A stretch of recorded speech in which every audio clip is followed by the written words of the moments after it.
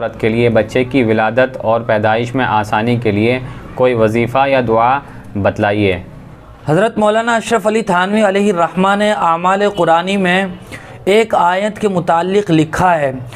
17वें पारे में सूरह हज की पहली आयत है, या अय्युहन्नासुत्तकू रब्बकुम इन्न ज़लज़लतस्साअति शैउन अज़ीम।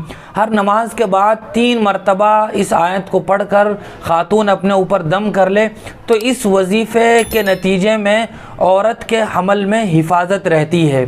और दूसरा एक वजीफ़ा आयत का ये भी मनक़ूल है, व अलक़त माफ़ीहा व तख़ल्लत व अज़िनत लिरब्बिहा व हुक़्क़त।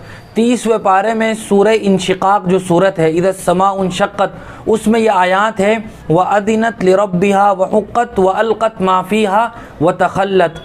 हर नमाज के बाद 11 मरतबा किसी खाने या पीने की चीज़ पर या नमाज के अलावा भी आम वक्त में खाने या पीने की चीज़ पर 11 मरतबा पढ़कर फूंक कर उसको खाती और पीती रहें तो उम्मीद है कि हमल की और बच्चे की विलादत में आसानी होगी।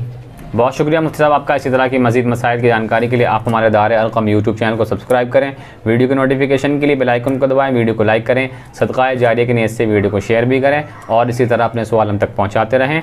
जज़ाकल्लाह।